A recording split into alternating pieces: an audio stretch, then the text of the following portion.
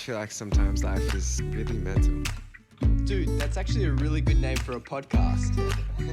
Be patient and try to find someone who you can be comfortable, be yourself, and someone who is not trying to change you for what they want in the relationship, and they value you as you are. Hello everyone, welcome back to Really Mental. We want you to know no matter who you are, you're not alone. Today we have an amazing duo guest, a relationship, a couple, Nick and Carrie, and we're going to be talking about how to maintain a sustainable relationship. Now, for those of you that are interested in this topic and are excited about the talk, please share it with a friend and follow us at Really Mental Media and rate this 5 stars. We're gonna bring in Nick and Carrie now. We're gonna talk to them and we're gonna see how they live a sustainable relationship. So let's get into the episode today, and thank you all for listening. So welcome back, Nick and Carrie. It's been a while since we've spoken, and for those who don't know too much about you guys, could you tell us a little bit about yourself, your relationship, and what you do? Hi guys, thank you for having us. Yeah, it's been a while. It's been almost a year now, and everyone is doing so much good in their life. So my name is Nick. She's I'm Carrie. We are a relationship, couple comedy creators. We do create content around our lifestyle, around our relationship. We do prank videos, we do comedy videos, and we just, share the life of two funny people fall in love and just, having a journey together. How did you both meet each other? We met through Tinder. So it started with Nick giving me a super like, and then I just swipe, and then we match. And then I remember the first message he sent me. So back in the days, I love cooking, but I hate washing dishes in my bio. Yeah. And then his first message was like, "Oh, I can do all your dishes." You can do the cooking, I can do the dishes. Do you want to catch up? And that worked. Yeah, that worked. That worked pretty well. What was the first day? So first date it was very simple because I think Carrie was living in Gold Coast and she was moving to Brisbane. So it was her third day in Brisbane, I think. It was 27th of Jan. And then we first met. So it's a funny incident because when I told her, let's meet, she was like, I'm free after 6. So it becomes like 8:30 when she was free. So I drove to her place and she was standing outside her apartments and she was wearing this crop top and white shorts. And when I was saw 21 at the time. she was 21, when I saw her from far and I was like, is she the one? And then I asked my question. I was like, Nick, she looks underage. You got to be careful. Because I don't trust this dating apps. It was my first time using it as well. And she was legit I think first or second girl I met. So I pulled down my window. I asked her, I was like, do you mind asking how old are you? And then she was like, oh, I'm 21. I was like, okay, get in. And that was the first kind of interaction we had. And then we went to a local pub and then we just, chatted nonstop. Yeah. Wow, that's crazy. That's a great day. It's great when you're carried away in conversation. That's correct. I think we really clicked in the first day. A lot of the values and stuff, we do align. There's some people you just know that you can talk to them. You feel comfortable talking to, you don't have to constantly find topics. Yeah. To talk. What do you think people should look out for when they're going on a first date? I think if you guys can hold conversation on a common topic and then, that common topic become a very personal kind of conversation and start sharing about each other's life, goals, past relationships, family, values, and all that stuff. I think everyone is different when it comes to first date, because some people are very introvert, some people are very outward in kind of being themselves in front of other people. So you just have to find that click, how long you can hold on to a conversation, and are you enjoying that conversation or not. But I think world has changed now because Tinder dates are all about just hookups basically, and it depends what you are looking on your first I think date. it depends what your purpose is. Yeah. When it comes to having a sustainable, long-lasting relationship, you guys are working with each other all the time. You're always with each other. How do you stop yourselves from getting codependent in a sense and still having an element of independence in your own relationship? This is such a tough question. It's a very deep question. I think, to be honest, we respect each other in a sense of we we kind of like value our individuality as well, and kind of like self-worth. We kind of discuss that okay, this is what you're good at and this is what I'm good at, and we divide that. We don't kind of like overpower other person and tell them, oh, this is you should do, this is what you should do, and like kind of like just leave that person alone and respect what they're good at and give them a feedback when they want to or when they're struggling, rather than just being like, 24/7 you're telling them, oh, you need to do this, you need to do that, you need to do this. So that kind of like makes us as two individuals working for one goal, but at the same time we love each other. We kind of like give each other constructive feedback wherever we see, that Carrie is struggling or Nick is struggling, and then we come up as a partner in each other's life and tell, look, you got to take it easy. This might be the way which will work for you, or you should get this load out of yourself. Let me take that, I will handle this, and give that other person break in the relationship. Yeah, I guess it's putting a schedule in. For example, like, okay, for us, like, there's no work talk before coffee because we're gonna fight. So it's like understanding each other's routine and be like, okay, we are gonna work from this time to this time, and then like we'll encourage each other to do things that we like to do. Like, for example, I'll go for dance class, he'll go to gym, or we'll hang out with our friends, and then also we'll set up like, say, dates and stuff where we don't talk about work. I think because our personal life and our job is so closely related, it's mandatory that we set some boundaries. Yeah, totally. I feel like that's such an important thing. What was it like when you first started, like, I guess, trying to work on like making content together? Was that super hard? No, it was fun because we actually started doing content in 2019. So we was living in Brisbane, and Carrie got an opportunity to move to Sydney. And that time our relationship was only 7 months old. And I was, madly in love with her. And then I was like, okay, she's going to move to Sydney and I will be in Brisbane. And I was not sure about the long distance relationship. And I was like, okay, this has to work. I need to move as well. So I kind of like quit my job, everything, and I moved to Sydney. The best move. The best move, I will say. And we moved in March, and in April we started our page on Instagram, because I still remember we both was laying down on the bed and we was just having funny chat, and I was like, why don't we just have like a funny page where we post our funny photos and let's see what people say. And then we did that, and then it becomes to a travel couple page, and it becomes to a page where a couple, just putting a tripod in the middle of the road, taking their own photos, and people just passing by and laughing at them. From that to hit COVID, just Carrie comes to me saying like, oh, we should do this trend. This is on TikTok. Why don't we do this? And playing that trend where you throw the apple and you have to catch it on the fork while fork is in the mouth. We did that trend, and that video went like 20K, and we was off the roof. It was like, wow, people love us, blah, blah.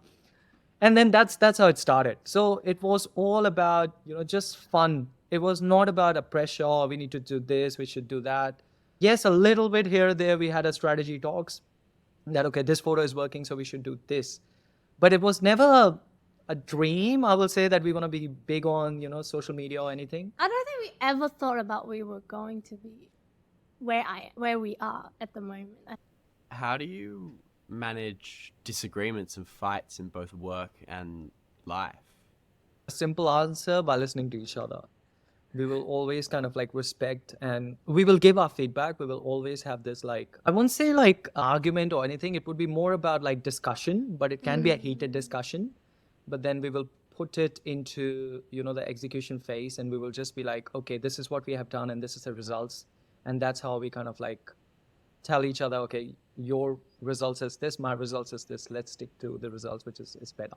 I think disagreement is a good thing. Yeah. As in a long as you don't relationship. get personal. So, like, it's great for both of our growth because we have, like, we get a different perspective on the topic that we're fighting on. Do you feel like it's hard for people, like young people, to like manage conflict in a relationship? I think so. I think people are not resilient anymore in a relationship. I think it's very easy to kind of like take things personally and then just not understanding and just kind of like leaving it, because that's the most easiest way out. People look at it, rather than sticking into it and then finding a solution of every problem and winning that problem and winning that relationship. So it's becoming kind of like very easy way of people just leaving the relationship and just finding another one. I guess it's also something with social media, because back in the days, I think people's social circle was smaller. So like, you're my school friends. Like we anyway gonna see each other, so you're gonna have to work things out. But versus these days, like, oh, if I don't want to be friends with you, I would just like, you just in the back of your head, you just think, oh, I'll just find someone else. Yeah, I have So, options. Yeah, you have options. So like, you tend to give up easier. For you two, how did you really lock in and go, okay, yeah, they're the one for me? What was that moment, and what kind of happened during that moment for you or relationship? Yeah, we took 6 months to kind of like, talk to each other. And because we was not kind of like in the same city for like 3 months, because Carrie moved down to Sydney and I was in Brisbane. So we used to talk. And then because Carrie was having, a new life in terms of like setting herself in a corporate career, just beginning to kind of like, start understanding how the like corporate works. And I was already in a corporate. So she will come to me every night on a phone call and kind of like discuss, oh, this is what happened, and we'll just chat, right? And this kind of like become a habit, and it become like a daily routine, and we will just talk, and we will talk for hours. And then she got an opportunity to move back to Brisbane. She moved back to Brisbane. I was so happy. And then since she moved back to Brisbane, we'll meet every day, we'll go out on dates. Even not going on a date, just go sit next to a river and just talk. And our relationship always revolved around talking to each other a lot. And that's our strength, is we talk a lot. And then I think one final day I just asked her, like, I'm falling for you. And there was something happened that day, but I just kind of like come for her and asked her, like, I remember it was a parking lot. And I asked her, I was like, look, I have feelings for you and I don't want to hurt my feelings. I respect my feelings. And this is what I feel for you. And if you don't feel the same, you need to let me know. And and I gave her a bit of time to kind of, evaluate her feelings. And she came back. She was like, okay, I let's think we give it a try. slowly walked into each other's life, and then before we know, we actually can't live without each other anymore, because like, we just have every single thing we talk to each other, and we seek for advice, and like, or just comfort.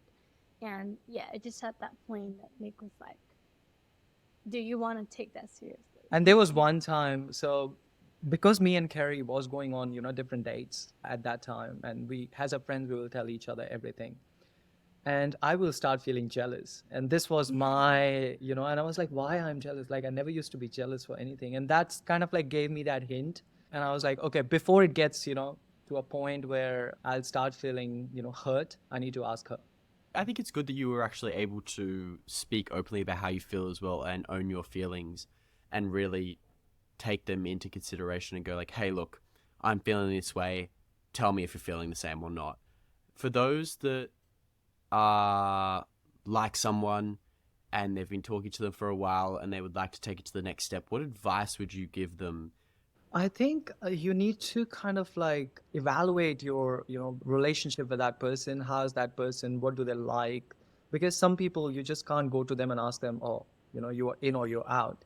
You just have to kind of like respect them and, be, I will say, polite, or how that person feels.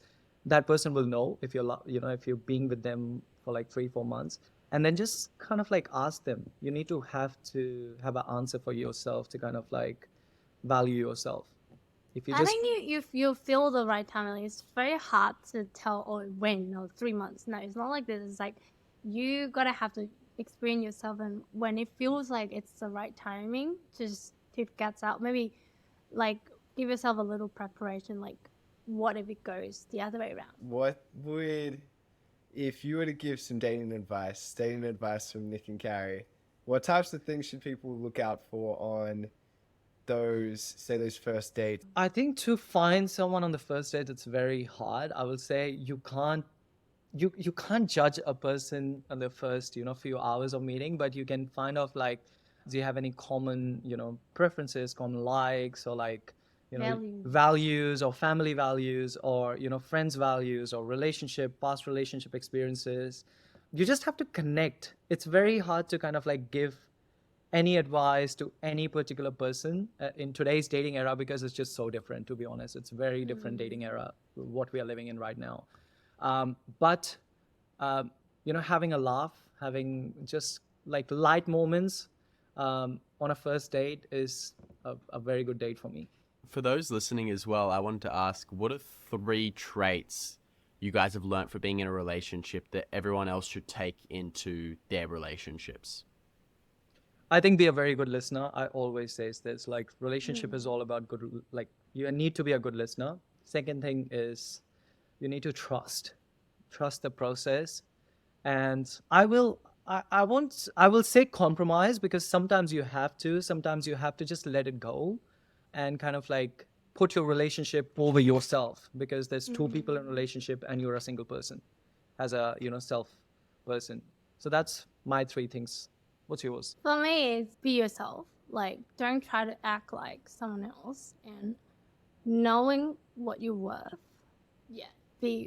Don't hold up your feelings. If you're actually feeling something, just communicate. Like, talk to that person. If I'm upset about certain things, like, just say it, because no one's inside your brain knowing what you're actually thinking. So just to make things easier, just talk out your feelings and encourage the other person to talk about their feelings.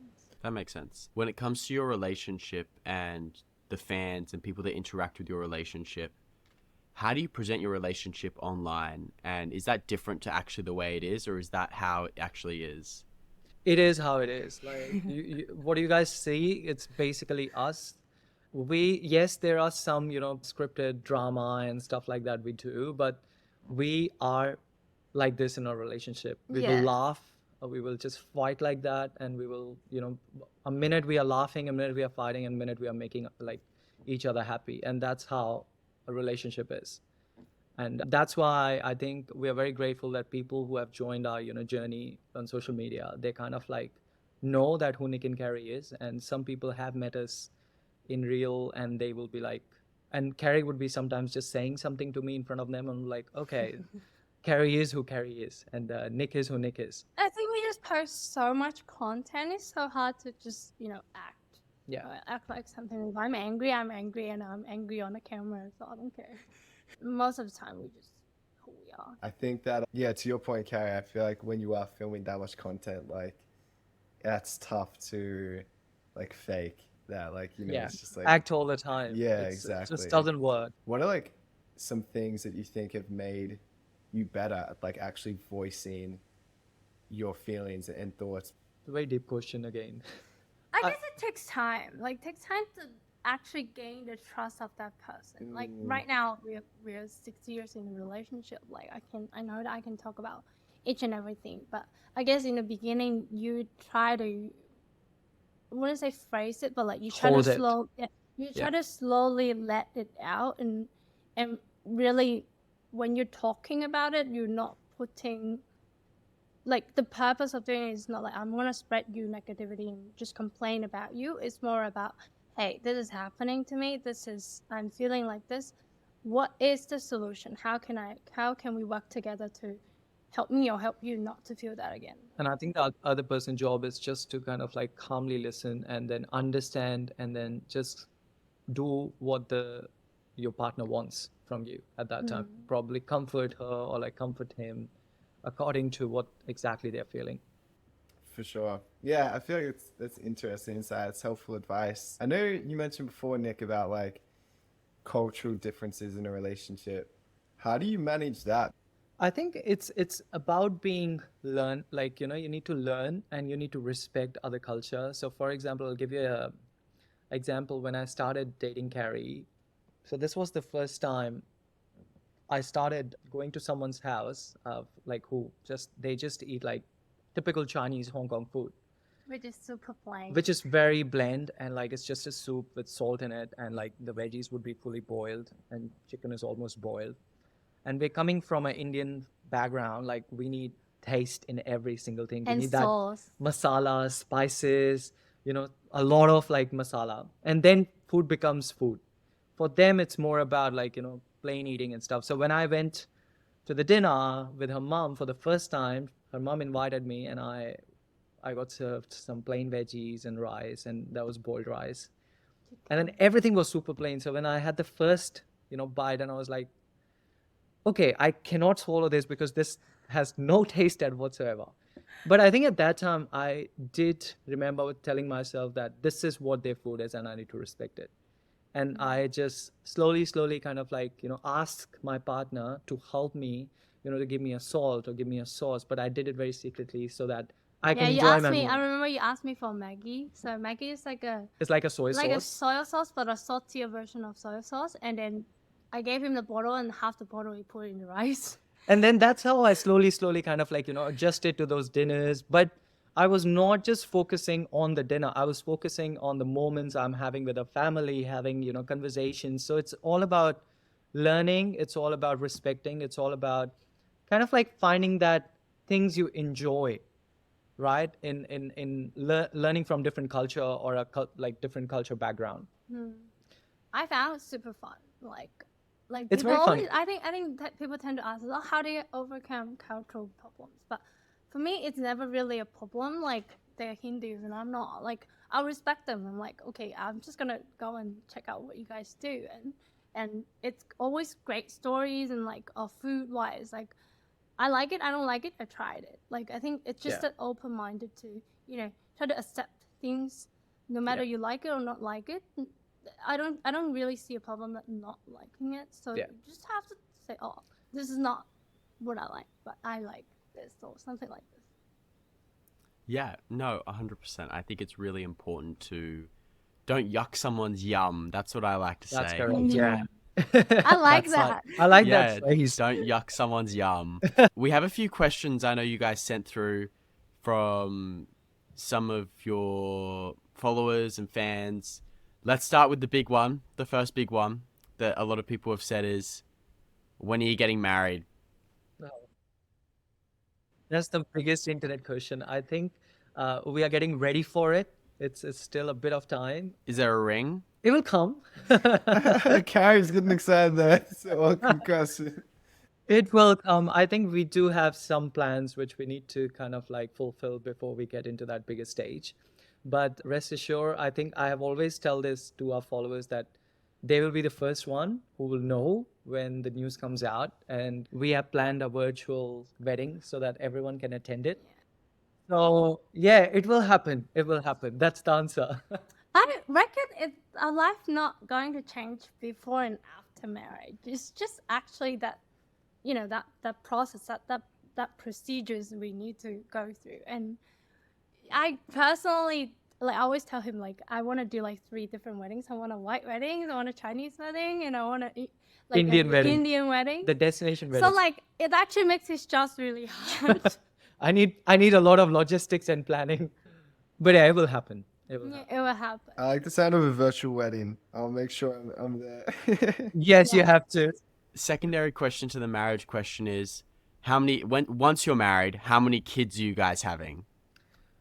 I think we haven't decided on that. I think it will Or depend. are you not having kids?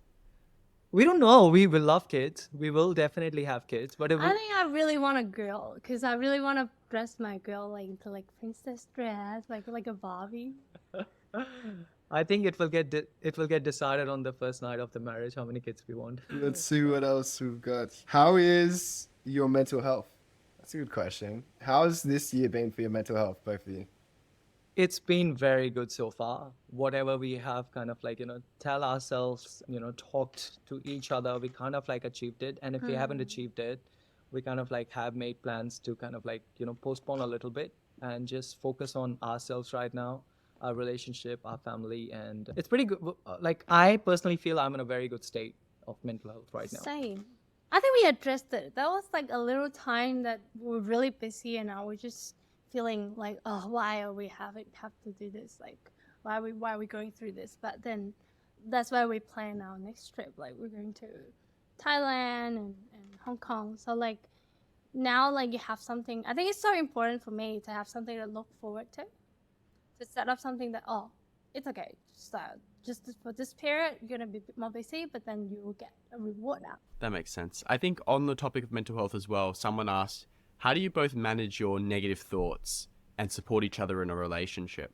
I think by discussing with each other, and we are very lucky to have each other of like, talking to each other about like, as Gary said earlier in the podcast, like discussing whatever you're feeling, discussing whether it's positive or negative to each other, because Carrie is my emotional support system and I am Carrie's emotional support system. So we have created that system where negative thoughts kind of like, comes and then constructive feedback get given, or like, solutions get found, and then it becomes to a positive thought, and it's good for your mental health. And I think not everyone is in a relationship, but you need to talk to yourself sometimes that this is what you're feeling. Or if you have friend, family, best friends or teachers or anyone, I think you need to talk it out. And it's very, very important, anyone who's feeling about, something about anxiety or depression on some particular topics in their life, they have to talk it out. And trust me, it works by just letting it out and speaking to someone. Yeah, I think we both have a job. Like, we're not doing it intentionally, but I think also that, or if you are down, I have the responsibility to bring you up and vice versa. Yeah. So we try to balance out each other. I feel like this is a question which leans really nicely into that, as well as like, what do you do when your partner is feeling down? I think lift their mood up by there's many things you can do. It depends what your partner likes. Yeah, I don't have one answer to it because there's so many different things. Like for me, like he will bring me bubble tea or like surprises. Like I think giving each other surprises really changes people's mood. Like so, like set up a date or something to just sort of just switch their mind off what the negative brain's working and switch on the positive brain for it. And I think reminding their worth to them, like what they have achieved, what they have done so far in their life, and kind of like telling them like it's okay to feel lost at certain point of life, but what you have done so far, it's you have done it. Like this is what you have achieved, and you should be proud of that, rather than thinking about what they couldn't do or what they have failed in, because failure is a big success when you learn from your failures. And that's the attitude you should have in a relationship as well, because not every day it's a romantic happy couple day. It's sometimes a very angry, frustrated, very stressful day. But if you have a good partner around you, their job is to just lift your mood up by saying some good things or do what you like, and yeah, life is easy after that. This is a bit more of an intense question, but in your relationship, what's the biggest issue that you guys face? To be honest, I'll still say work-life balance because I know that we say, oh, we try to like schedule it out, but sometimes when it comes to like busy time, it's hard because like you don't really say, okay, 5 o'clock, I'm just gonna switch off and go home. It's like in this industry, you're just consciously, unconsciously, you're just like constantly thinking about, okay, what's next? What content do I have to create? So yeah, sometimes we just be like, okay, let's just have a date, watch a movie. But then like one of the plots will come and then you just like, oh, this actually makes a really good content. And then the work chat started again. Makes sense. It's tough. Work-life balance is hard even without being in a relationship. So like, I think it's very hard to be in a relationship sometimes where you have to constantly kind of like be on social platform and manage a real relationship behind it as well. Doesn't mean that it's not real what you see, but sometimes it's about filming that content and kind of like just feeling tired, but you have to still go through that process, as Carrie said. It's work. Yeah. Like eventually it's work. So yeah, there's time that we don't want to do certain things, but you still have to push through it. Yeah, that makes sense.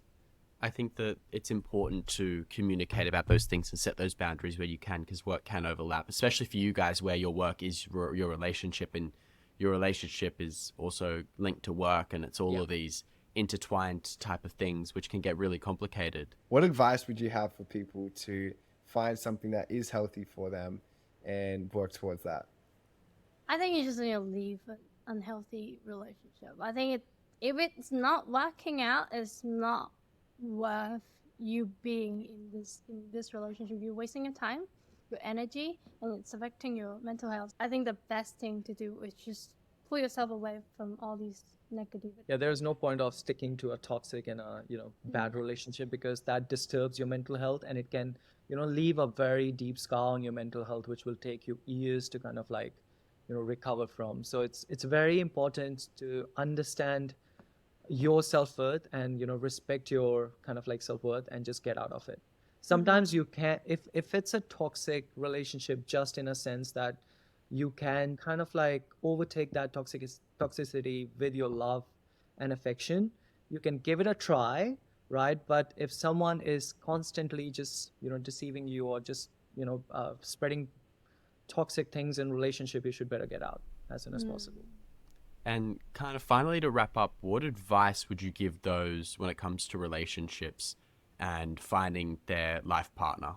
I think be patient, and try to find someone who you can, be comfortable. As Gary said, be yourself, and someone who is not trying to change you for what they want in the relationship, and they value you as you are, coming up into the relationship and staying in the relationship, and you're not kind of like forgetting your self-worth. And it's very important, because these days when you get into a relationship, everyone wants to be like, oh, I want boyfriend like this. What is the boyfriend I like? Or what is the girlfriend I like? And they have this set, points that this is what they want in a boyfriend or a girlfriend. And it's very hard. You're not kind of like, going to buy a car with different parts, or this is what I want, this is what I want. Sometimes you have to be patient and change, or like make that changes over time. That makes sense. Well, thank you guys. That was really fun.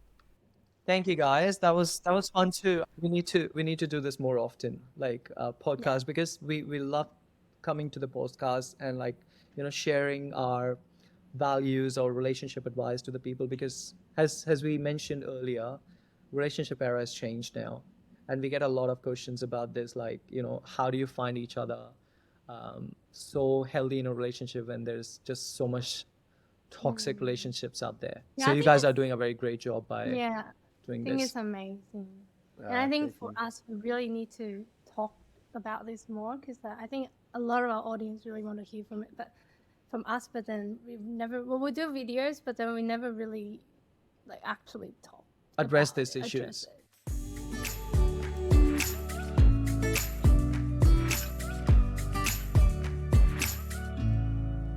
So that was an awesome episode with Nick and Carrie. I hope you enjoyed it just as much as we did. One of my favorite takeaways from it is probably the fact that you need to be really patient when finding the right partner. Obviously, finding someone that is the right fit for you on every level is like something that is going to take time. And I think on your process of finding the right relationship, having an idea of what is important to you and really sitting with that and having deep think about that will help you actually be intentional when you are meeting people and potentially, dating. I also think something else which I liked is that, you can never judge someone off of one interaction. And definitely it is easy to try and have black and white thinking and put people in a certain area or box.